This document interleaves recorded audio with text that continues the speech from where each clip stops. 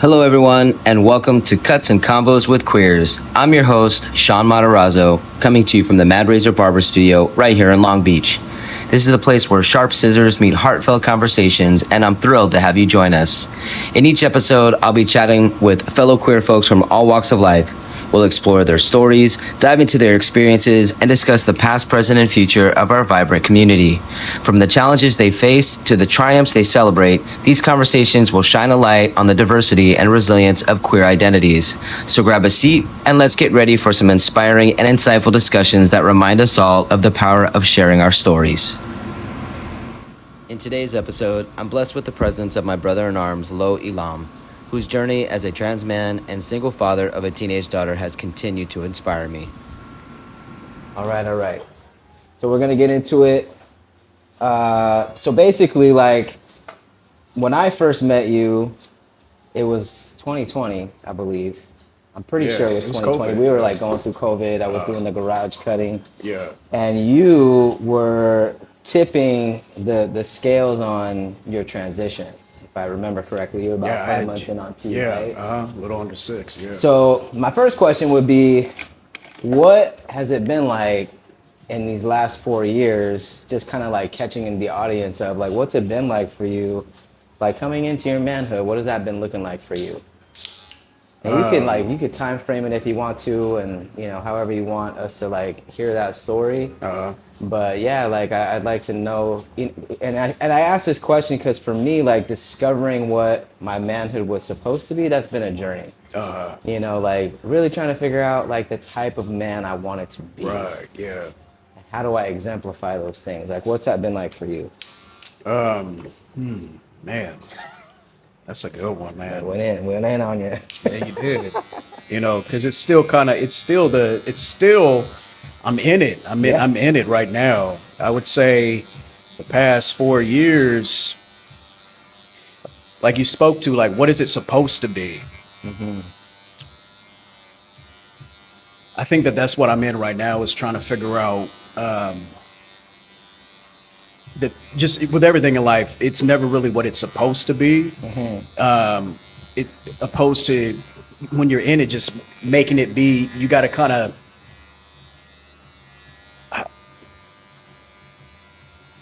you make the best of it, not the best of it, but like you make it what it is for yourself. So for me, I'll tell you where I'm at right now. It is nothing like I thought it was going to be. And how I thought it was going to be was, when I first started, I thought, one, I was immediately going to change super fast.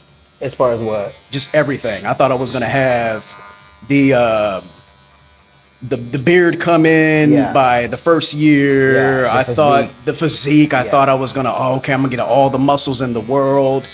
And I found myself disappointed with a lot of the results that I was seeing. Yeah. And I think, Or not seeing. Yeah. Right? And for me, it was just having to struggle with coming to accept where I was. You know what I mean? Like, this is it.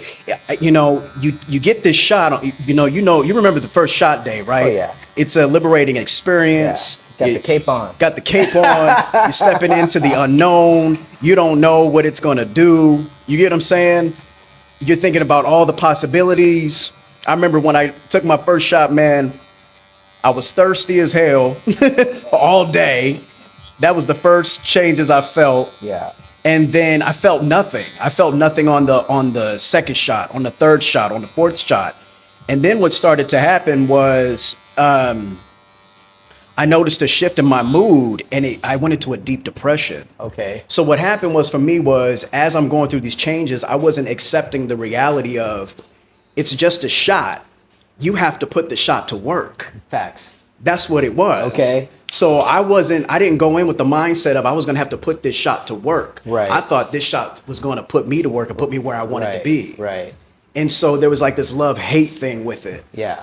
And then I'm taking the shot, and the shot's just like, so when are you ready to, and by work, it was like, okay, now you have to learn how to self-regulate your emotions, your outbursts, however you respond to life when things happen, breakups, challenges, all these milestones.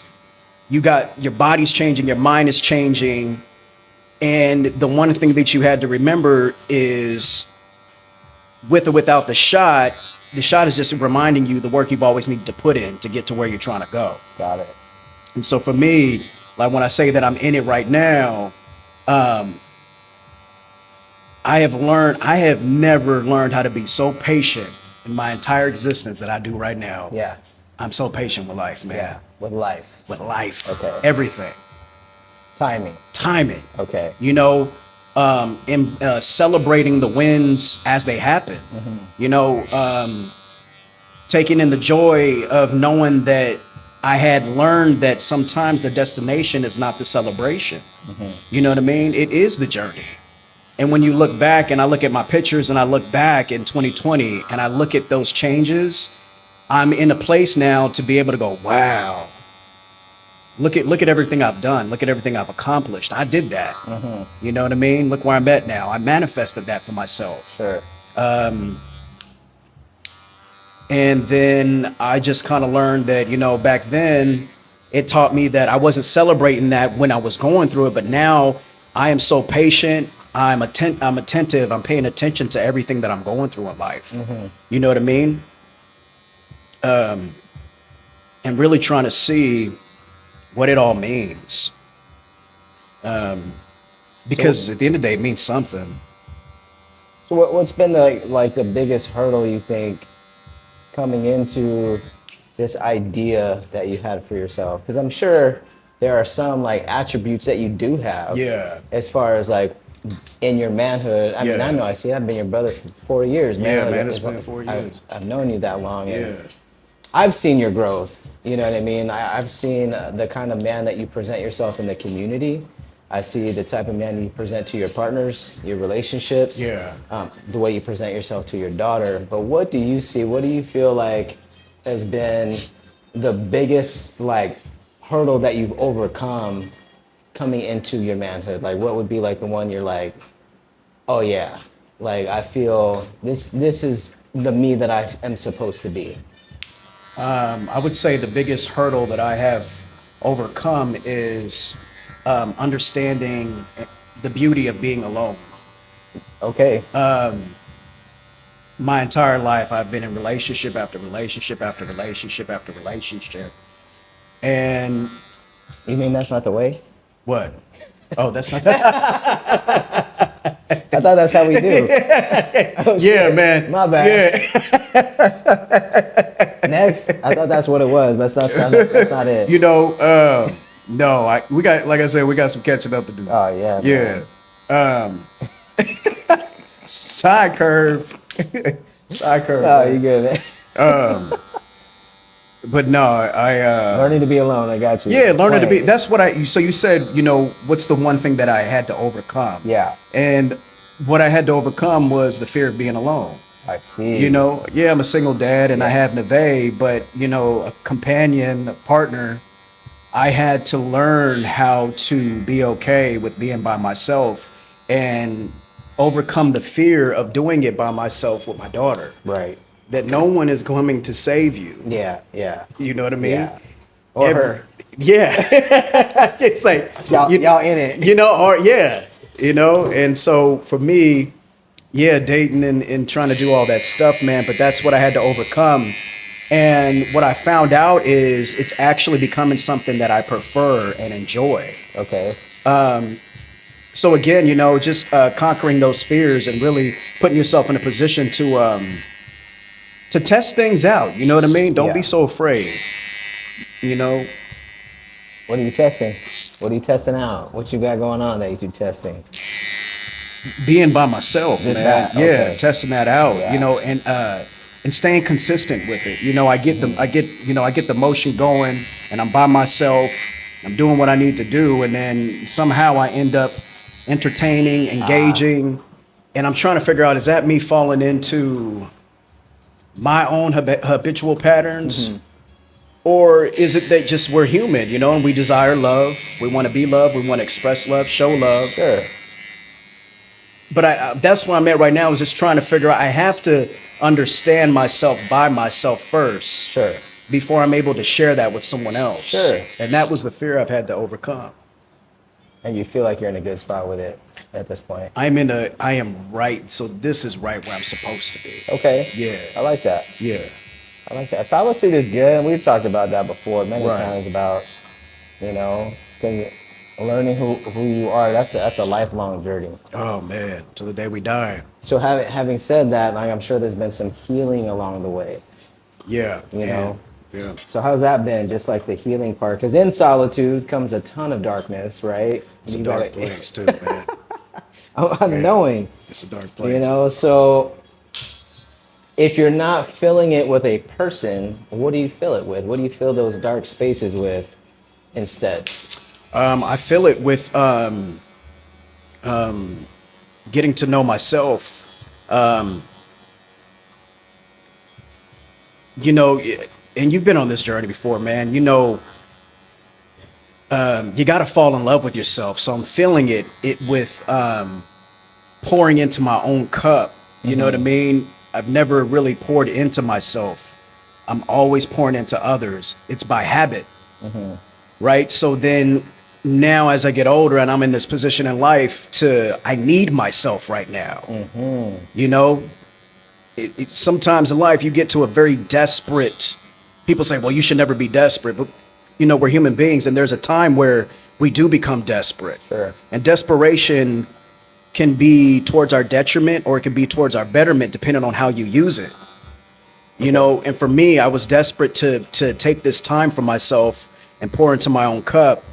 And this is exactly what I'm in right now. Yeah. I'm learning something new about myself every day. I'm learning different talents. I'm discovering interests I never thought I would be interested in. You know what I mean? And I think that's so great about life. It just goes to show you that if you do not set aside time to get to know yourself, you will only be who you think you deserve when you're with someone else. You know what I mean? So in other words, it's kind of like I end up in these situations because I think that that's all I deserve. Sure. You know what I mean? Oh yeah, man. I don't know anything else outside that. That's fair. Yeah. Yeah, that's fair. I appreciate that. So now we're focusing on you and Neve. Yes, sir. So that's where you're at, being a Yep. single dad Yep. and discovering yourself. Because that job never stops, right? Nope. Like you constantly. 13 years in, man. 13 years. Yeah. I think my first question around having a daughter, I mean, obviously you didn't see yourself being a single dad in that moment, Yeah, right? Like yeah. you and your woman at the time. I don't know what that relationship was like. You'd have to let me know. But when you guys, obviously the way you presented yourself to the world was different Yeah. back then. Right. But even in that, like, you both are understanding that you're queer. That's how you present yourself to the world. You're a queer couple. And now you're deciding to have a child. What does that look like? Now or then? Then. If you can speak on it. I will speak to, so 13 years ago, if we think of ourselves and who we all were 13 years ago, we look back and go, man, I was doing some stupid stuff. So my daughter never has, never will be a wrong choice, a mistake, none of that. It is not, it's never a situation, not a situation, but it's never something that I come to find myself regretting, resenting. Because that was a choice back then. And with my daughter's mother, we were together for years, but we had a very toxic relationship, toxic relationship. And, we were constantly on and off. I'd pack up, I'd leave, I'd go stay somewhere else. And, we had always talked about, how it was back then in the LGBTQ community. Everybody wants to move in with each other, have babies and after families. After the week. It's like, man, we on day 7. So, we We're got in love. we got to get this, we got to get to the fertility clinic and, Start a family. Yeah, it's man. time, It's time. Oh, Lord Almighty. So, man, godly. So, we decided to have Neve, and I won't go into too many details. Sure, that's fair. We wanted a kid. You know what I mean? We had Neve's name picked out before she ever was a lima bean. Yeah. Right? And so we manifested her. Yeah. And I mean heavy. Yeah. Yeah. You know, that's the power of what you put out. Sure. You know what I mean? Neve is, she literally exemplifies that. Yeah. And so, yeah, man, you know, here we are. We're having this, you know, this baby. I'm working 2 jobs. And I'm still in this toxic relationship. Yeah, yeah. You know, but I'm so loyal. And, you know, and that's another thing that speaks to me too, as I step in, is my nature to who I am, you know, a provider, a protector.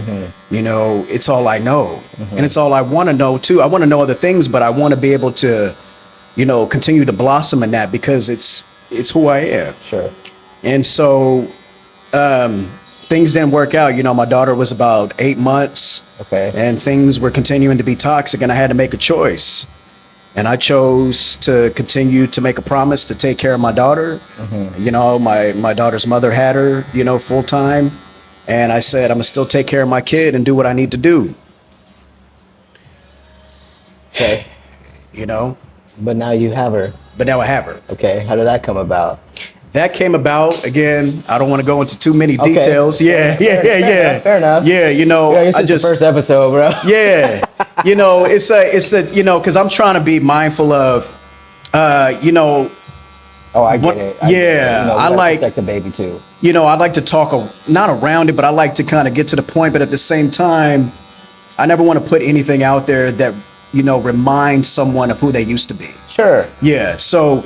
I appreciate that. Yeah. I appreciate that. Because I wouldn't want that for myself. For sure. Yeah. But with that, yeah, I got my daughter when she was 5 years old, man. And, you know, some things, you know, started shaking up for my baby mother. And I went to court and people had so many questions for me too, you know. Yeah. You know, biologically too. Like, how did you do that? Like, how did you, you know, fathers can't get their, can't get their children from the mother full time. It's very hard. And a black man. Yeah, and a black man at that. It's very hard to get custody. To get full custody. Hold on, phone's vibrating. Just gotta make sure it's not the baby. Oh, hold on 1 second. No, you're good. You're good. Hello? Pause. You went to court? Yeah, went to court. Yeah, man. It's unheard of. It's unheard of. But I did it, you know. My grandmother, before she passed, my daughter was very close with my grandmother. My grandmother passed in 2017. Okay. Long story short, my grandmother told me, she said, you know, she said, you claim it, you raise it. And don't you ever go back on that. And I'll never forget when she told me that. Yeah. You know, she was saying, this is not a game. This is not for fun, you know, just because it's cute. Yeah. She said, this is like this is a covenant you're making between you and this child. Yeah. And you have to stand by that. And, she spoke to my nature, me, how I was a kid. She's like, I know you're going to do great. She's like, I know you're never going to give up on that baby. Sure. And that's kind of what kept me going in the moments where it got real rough. You know, it was a tough time, especially in the LGBTQ community. It was a tough time sitting there in court, you know what I mean? Trying to prove. Because what year is this at this point? Oh, man. 8 years ago? Man, you got to think. It's 2012. Yeah, 2012. Actually, Neve was born she was born 2011. So this actually happened in 2016. Okay. And man, I'm just up in that courtroom, standing up, pouring my heart out to the judge. You know, to the judge, pleading, begging him, and just, you know, trying to convince this man that she's gonna be all right. Yeah. And I mean, I had to get up because you have to almost give like a testimony. Yeah. And here you are in this courtroom, and it's all these, you know, I mean, social services and everybody, and all the attention's on you. And I got up and I had to kind of make like a little bit of a closing statement as to, you know, proving to the courts, like, why should we leave her with you? Yeah. And everything that I said, man, I'll never forget that. The judge pulled me to the side afterwards and said how just the story that I gave him in terms of, like, you know, my commitment to this child and that everything's going to be okay. And I was willing to work with whomever to make sure that she was going to be in my care full time. It was very, I'll just never forget that moment. Yeah. But, you know, But it does get tough, raising a daughter who's removed from her mother. Sure. You know what I mean?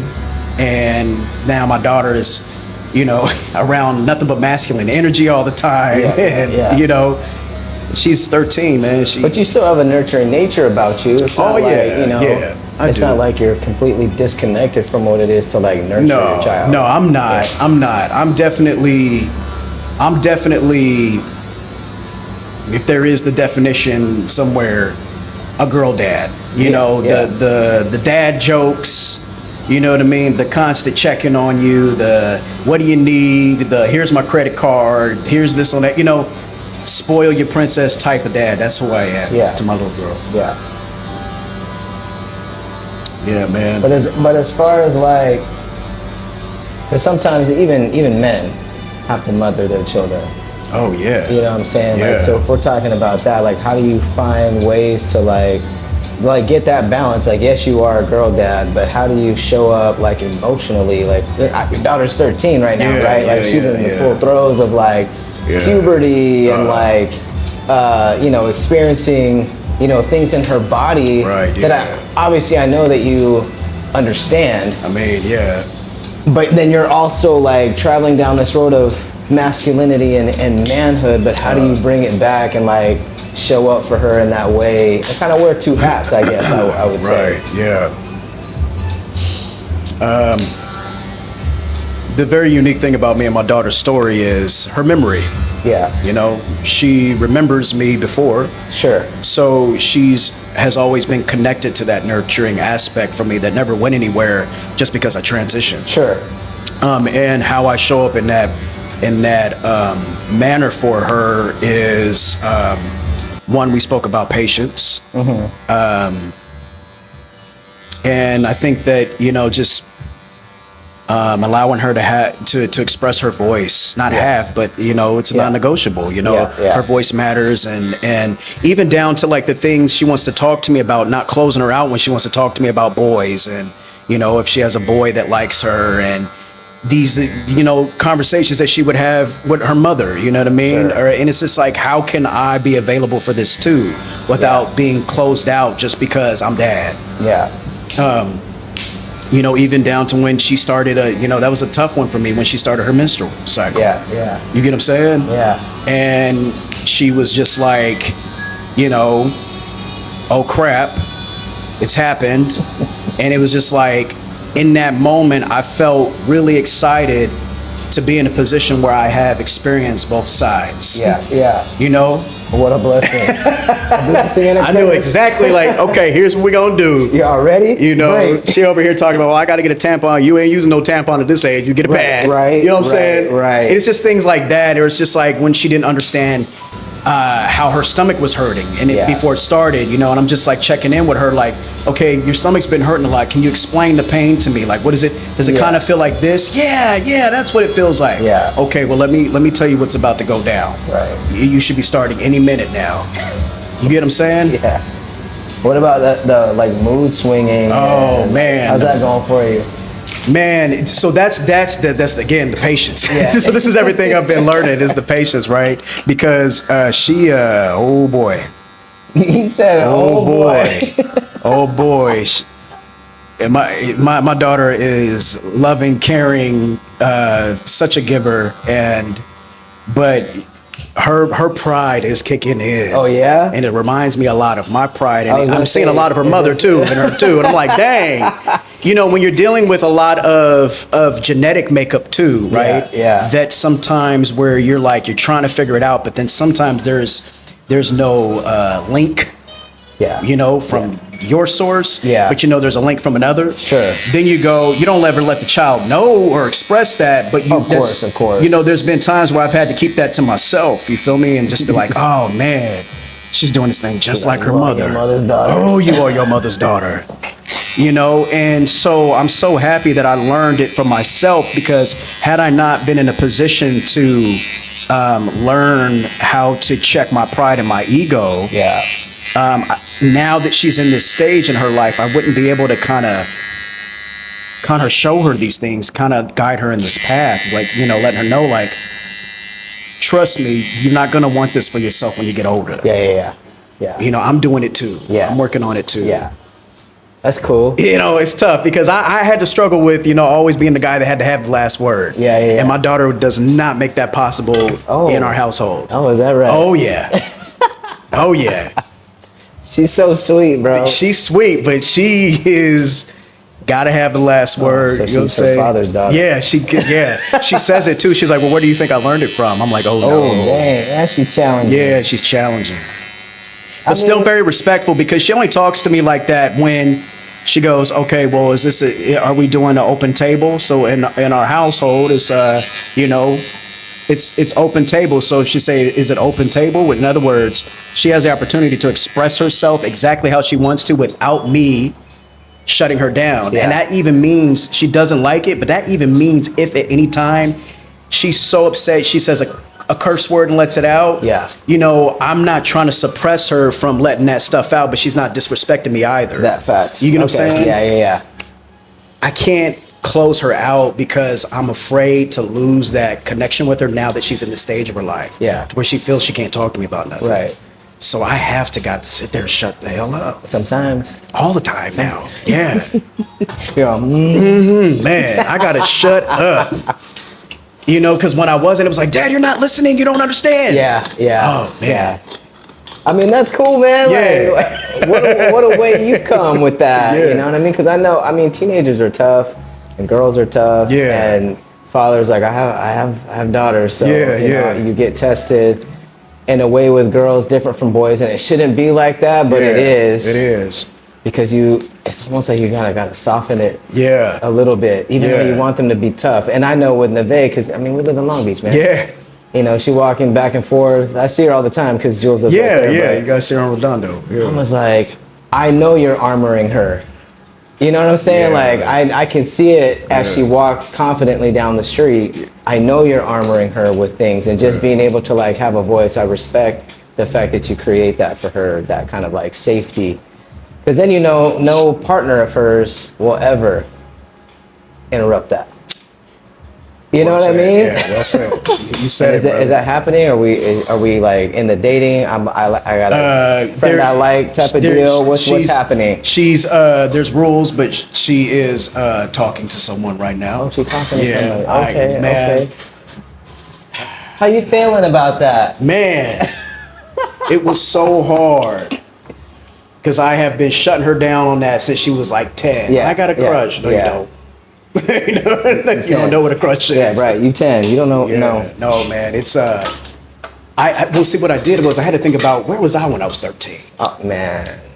And can't be the but see, when I look at my daughter and know that she's not doing nearly the stuff that I was, I said, you know what? I need to really let her have that crush. I gotta let her. I gotta.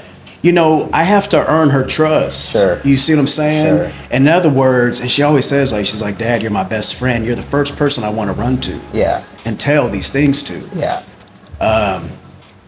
And so she told me, but I did tell her, I said, okay. I said, you guys can exchange numbers, you can text, but he needs to know that one, there's no texting past 8 o'clock at night, you know? And after that, I was like, you're not allowed to date. Yeah. You guys can like each other, get to know each other, but I need you in high school first. Yeah. That's just what it is. Yeah. So question. Yeah. Do you check text? Yes, I do. Yeah. But I now with every year, Neve's so good at earning my trust. Yeah. She doesn't jack it up, man. Yeah. And so the thing is that I have her iPhone's connected to mine on parental control. Yeah. And then I tell her, I said, if you don't give me a reason to, I don't have to go through your things. Yeah. And she respects that. And so we've gotten to points now where she's just like, you know, Dad, I got to tell you something. Okay. Because I don't want you to find out and then think that I kept it from you. But this is what happened. You know, so I think that's a beautiful thing because I've never had that growing up. Yeah. Man, you know? Yeah. And it's cool because I feel like with you guys, like it helps her feel like you trust her. Yes. Which I think is important, right? Yes, I think that's like always like a missing link. Like even with me, with my kids, like sometimes I feel like they didn't think I trusted them. Right, yeah. When I was slamming rules Yeah. so much, you know what I mean? But this way it's like, oh no, you're earning my trust and I'm also earning your trust right back. It's a mutual exchange. Yeah, because that'll get you shut out real quick if Facts. if they feel that we don't trust them. Yeah, and I've told you stories. I've told you stories. Yeah. Oh yeah. My children. I hear you. Yeah, man, that's dope. With regards to like how she shows up in the world and her, because now she's coming of age, she's becoming a woman, and I don't know what that's like for you, like with your child. And I only have questions compared to like me with mine. Like when I was with my kid's mom, I was like, how do you guys show up to school and have conversations around queer, around LGBTQ, around trans, around like, are you guys getting approached by some of these things? So we'd have kids at the house all the time. Yeah. And I wasn't hidden at the time. I was presenting as a lesbian. Yeah. So, and I not that I looked exactly as I look today without the beard, but I had breasts. You know what I mean? So it was obvious. You look different to me. I mean, I do look different. I do look different. I'm just flat chested now. You know what I'm saying? Like, but it was obvious visually. You know what I mean? That I was not a man. I was still, in this female body. Well, no. And so I used to ask my kids all the time, like, are you guys getting approached at school? Are you guys once you started transitioning. Yeah. Gotcha. No, even before then. Before even before then, because in the Latin community, mind you, like, that's a no-no. Oh, yeah. Do you know what I mean? Like, in certain aspects, like, you don't have two moms, two dads. You don't have trans. Yeah. Like, I mean, it's becoming more acceptable and tolerable these days. But with regards to Neve, like, how does she feel socially? Like, I don't know if you have any like insights to that part. Like, how does she express? How does she talk to you about it? Like, does she deal? Because I know kids today are way more woke, right? Yeah. Like I feel like they're a little bit more freer to say the things that are happening as opposed to how it was when we were growing up and coming into ourselves. But does she have those experiences on your behalf? On my behalf. Yeah, you know what I mean? Like, does she tell people at school that you're trans? Or is that like between the two of you? She, on my behalf. Yeah. Yeah, when it comes to like how you walk in the world, how does she deal with communication out there? Because she does have to deal with it. To some degree. Yeah, I think that what's happening too is, oh man. She's in a position right now where she said she almost can't remember how I used to be. So she, and we talked about, I'm like, is that a suppression or are you just saying that? I want to make sure you're not suppressing it. Yeah. She did say, I mean, and not that it has to be announced to everybody, because it doesn't. Yeah, because right? that's kind of, I kind of also too shifted and changed my interaction during my transition on how much I was broadcasting once the changes started really kick in. Sure. And so, why is that? Man, well, there's just a few. Pause, like, just really quickly. It's when you're a stud, it's different. You know what I mean? But then when you transition, you start to see just how ignorant the community is. Okay. Towards their own kind. Yeah. And so for me, when you say your own kind, do you mean like black trans men and trans men in general? Yeah. But trans men of color, it's a different experience whether people want to accept that or not. Okay. It is. It's not just take away from anyone else's challenges and their struggles. It's not like a struggle comparison or anything. Right. It is a little bit different. Just by a smidge. You know what I'm saying? It's different. Yeah. I also too, I didn't tell you about this. I had got jumped at the liquor store. The liquor store, yeah. I remember. Okay, I did tell you. But you could recap. I mean, that was another reason. I was on the phone. I was saying something that insinuated where they had to do a double take and look, and then they got mad and stuff because I said, "Hey, I got to get by," and you already know, Mike. You already know me. Got a little feisty. As soon as I walked out, I got clocked. I got called names. Yeah. And for me, it was stuff like that when I was like, I was like, oh man, this is dangerous. This is much more dangerous than I thought. Right. You know, you get that rude awakening. Yeah. And then this is where it comes. So this is, and I was getting so much mess on TikTok on a way when I was talking about certain things on my lives and what I was saying. About being trans? About being trans, and so many trans men, black trans men was like, man, you know, you are ashamed to be trans. You know, we think that trying to go stealth is, it's betrayal. You know, this is the moment of awareness, and people need to be aware. You know, you shouldn't be ashamed of who you are. And I'm thinking like, hold on, y'all, wait a minute. You know, first of all, man, I didn't come this far just to get this far because I was ashamed of who I was. Right. Let's start there. You know, and I think that for me, I was like, man, this is a circus show with some of these folks out here. This is Mickey Mouse Clubhouse mess. And I think too, I found it hard because outside of you, man, I found it really hard to relate to trans men that are in the position that I'm in.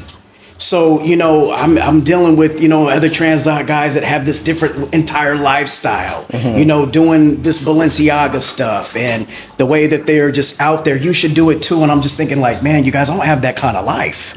You know, like, I don't think, you know, and at some point I thought that a lot of them thought it was a joke for show. I had a couple guys telling me like, oh, you know, you're posting your daughter and doing this stuff because it is for show. We get it. And I'm like, no, man, this is my life. People that know me, I am a single dad. This is not for clout, man. Yeah. You know, and I got frustrated with the community, and I'm like, man, I got more support from the straight community. And in that moment, man, as the changes started to kick in and I'm stepping outside in the world and I'm not getting double looked at, that did something to me. Yeah. It did something to me. Something literally changed in my head, and I had to check myself too, because I said, well, if this is, I could stay here forever then. Yeah. You know what I mean? And so for my daughter, she adapted to me just closing out, shutting out. Yeah. And so she did too, because a lot of her friends were following me on TikTok, and they knew. So all of her friends now, they know. Sure. But it just goes to show you how, you know, children's minds, they're not fully developed. So literally, even a lot of her friends are forgetting. Yeah. Oh yeah, I forgot your dad's trans. Yeah. Well, because you know, or maybe it's just not. It's a non-issue. It's a non-issue. Right. Yeah, it doesn't matter. It's a non-issue. And that's how my daughter is. And she surrounds herself around other, you know, teenagers like that. They don't care. So my daughter hasn't really had to encounter anything to where she's had to over-explain. And if she did, people thought that she was joking. Your dad's not trans. That's a joke. Yeah. Your dad? Yeah. He doesn't look like it. And then they would go, well, what's a trans person supposed to look like? Yeah, so she responds. Yeah. She responds. She gets a little, she's very protective of people. Sassy, she's empathetic, sassy. You know what I mean? So she's being protective. She's got 2 trans male friends. Okay. And of her age? Of her age, okay. Yeah. They're both, one's 14 and the other one's 13. And she has one that really likes me a lot. And, you know, he has his questions and stuff. And, you know, I want to be like you when I get older. You know, stuff like that. And I'm like, oh, okay, man, what do you like? What do you like about me? Just, man, you're just so brave. You're not scared. And I'm like, oh, man, you'd be surprised. Right. Like, I said, I don't show it, man, but I'm terrified. Because I think that is important for you to say, because I deal with the stealth thing often, right? I know how I look. Yeah. I could float right under the radar. People sit in my chair and I don't announce myself to every single person that sits here. Like, this is my space. Like, it makes me nervous. Yeah. And it just makes me nervous because people are volatile. Oh, yeah. And in 2 seconds, you could really like trigger somebody. Oh, yeah. And you've been there, I've been there. And for that reason, it's like, I'm not ashamed if I feel safe with a new person sitting here in my chair. I will let you know if it comes up. Yeah, that's just not the only thing about me. You know what I mean? Like sometimes I'll get somebody talking and I'm like, oh yeah, I'm trans. Like it'll just naturally come in the conversation. They're always like, really? Yeah, the whole body gets flipped around. Like, really? And I think that's the beautiful part is all we get is like a really, oh, I didn't know. Okay, and moving along. Non-issue, right? Yeah, the non-issue. But then you get some folks in your chair and they're speaking, they're talk like, I don't know where people lie politically or religiously, you know. So I have to be careful. Or the people that are, you know, especially with some cis men, you know, there's a lot of that undercover life. Right. That's the big trigger, you know. You know, when you think of, you know, trans women and what they go through. Yeah. You know what I mean? It's still, you know, you got to be careful out there. I mean, I've been lucky enough to not have too many issues. Yeah. Take a peek real quick. We're not done yet, but look at that light skinned head. I'm gonna go out there and get some sun. Get some sun up there, bro. Yeah, I told you it grew back. I haven't shaved it down in a minute. One doesn't look bad. Huh? One doesn't look bad. No, he's gonna get some sun though, man. It lets, you know, I like when I take it down because then I like about 3 weeks from now, it'll be right where I like it. Okay. It's kind of like that. I like it a little dark. I'll cut it down to this lane and just let it like go. Yeah, I like it one whole level and then I let it do its thing. But for the rest of my life, I'm gonna have to go short. Yeah. I won't let the curls come back. Yeah, man. Right. Yeah, this is it, man. That's okay. That's all right. Good thing I'm walking at the beach. I'm gonna go get a sun bath today. Well, I did that already this morning, but let that sun hit this head. Hold on to the mic for a bit. I'm gonna just sweep up around you and keep talking. Oh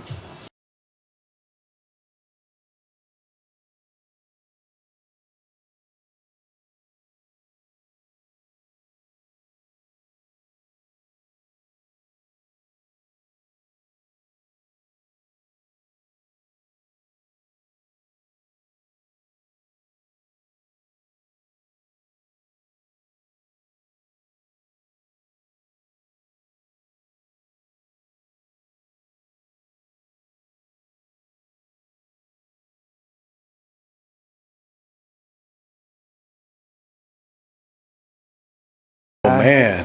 So when we're talking about like systemic issues, advocation, and community, do you feel supported in where you are in your transition? Do you feel from like the community? From the community, from a systemic point of view, like do you think our system, like I know in California we're a little bit more fortunate, but do you feel like, you know, there's still fight that we There's need? a lot of fight. Yeah, there's a lot of fight.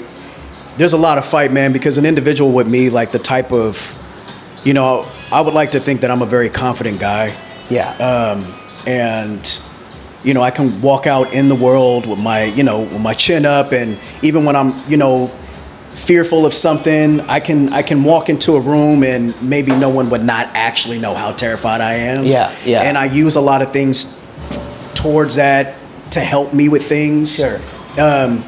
But the reality is, I don't think at any time a trans man should be going stealth. Yeah. Because the thing is that from based off of what I'm going through right now, if I'm going stealth, it's not because I had all this support or I felt supported. Sure.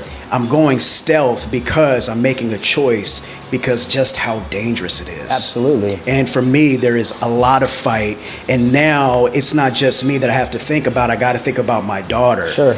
She gets into high school. You know what I mean? She's getting older. She.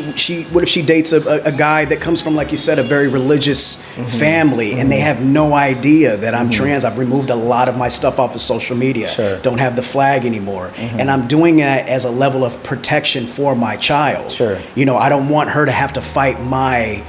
And people say, well, it's not a, it's not a choice. It's a truth. And I said, yeah. I said, but there's balances to me, and this is where people for the community got on me, because it was a conversation around truth and choice. Yeah. And I just kept it real, kind of like on some Kanye mess, you know what I mean? That's how my personality can be. Sure. And I said, for me, in my story, I said, yeah, the truth is this is who I am. Sure. But that also came with making choices. Sure. And those choices sometimes, because you want to live in your truth, can affect other people. Absolutely. It's not about that, but when you have a child that doesn't understand, there's a different type of balance that you have to take. I can't just step out here and just be pride everything. Yeah, You know what I mean? Yeah. Because there was one time too that my daughter did take some blowback. She lost a friend because a friend found out I was trans. Yeah. You know what I mean? And said, well, my mom said I can't be friends with you. Yeah. You know, and she remembers that. Yeah. Well, and there comes like a level of, you know, you and I have talked about righteousness before many times, and it's like the plight is to fight. Yeah. You know, to fight for, you know, all these rights that we feel, especially civilly, that we deserve, just like anybody else. The truth is, we don't have that. Right, yeah. And because of that, we can't walk the earth the way that we would like to walk the earth because there's a lot of risk. Yeah. You know, I walk with Jules down 2nd Street sometimes, and I'm like, first of all, I'm walking with you as a black man, or a man of color, whatever you assume I might be, but I'm not white. Yeah, right, yeah. And you're blonde hair, blue-eyed woman. Blue-eyed. Let them find out I'm trans too. Yeah. And it's gonna be a bad day for both of us. It's gonna be a problem, yeah. You know what I mean? And like you said, it's not just about us. Like, of course we want to walk in our authenticity, always. We don't ever, like the whole point of stepping into the bodies and to the mindsets that we wanted is to have that freedom within ourselves. It sucks that this is the world we live in and we still have to be stealth sometimes. We have to proceed with caution. And that's just really it. It's not about being stealth. It's you're proceeding with caution. Proceeding with caution, that's what it is. And, you know, we're older, wiser. So, you know, the younger generation, Gen Z, trans men, they don't understand. You know, but they will when they have responsibilities and things like that. Life kicks in. It's like, oh shit! Now I see what the OGs were talking about. Yeah, man, you know what I mean? The beat down doesn't stop. Yeah. You know, like when I think of like our ancestors, the ones who have like paved the way. For example, I talk about this a lot with younger queers. I'm like, you guys have no idea the road that led you to this level of freedom that you have right now. The fact that you can advocate for yourself on certain levels is fantastic, but there are parts of this country where you cannot. You can't, but here you can, thankfully. Maybe in some parts of New York you can, but in Florida, might be different. In Texas might be different. Oklahoma might be different. It ain't happening. Do you know what I mean? Like, it ain't happening. I'm like, you forget that there are people out there that are literally fighting for their lives. Yeah, man. You know, so you can preach that stuff if you want to. Not you, but like the people who like throw hate or shade on how you choose to walk right now. You know, for the safety of your child. Or for the safety of the people around you. Because people, like I said, people killing people all the time down on 2nd Street, 4th Street. Like, man, it's crazy. It is. So, it's very crazy. You know, I applaud you, man. Like in the road, I applaud you for even trying to step into the arena and even be honest about, you know, your fears, your worries, you know, the struggles and the strifes that you go through to being this man. And I still think you're on that road. I still think there's you know, a lot of things to uncover, and I think you should be proud. And Appreciate that. 1,000% sure Neve is proud of you. And I'm happy to be your friend, dude. Like I'm so grateful that you sat in my chair that day in the garage, because we've been friends ever since. Yeah, we have. But at this point, I would say, just in our closing, is there anything, any advice, any tips, anything that you would want to share with the community in an act of love? What would you want them to know about you? It's like a soundbite moment, like soundbite.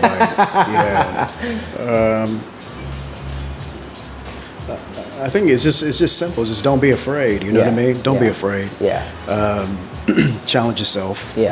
And it's all about courage, and you just gotta go for it. Because at the end of the day, man, none of us are gonna make it out of life alive. You might as well be alive, being who you want to be. You know what I mean? Go for it. So that's that. I appreciate you, my brother. Yes, Thank you so much for your time, man. Thanks for coming in today. I love you so much, man. Thanks for the haircut. It's so good. Oh yeah, Get myself buzzed off here, my little egghead. We gotta take care of the dome. Take care of the beard.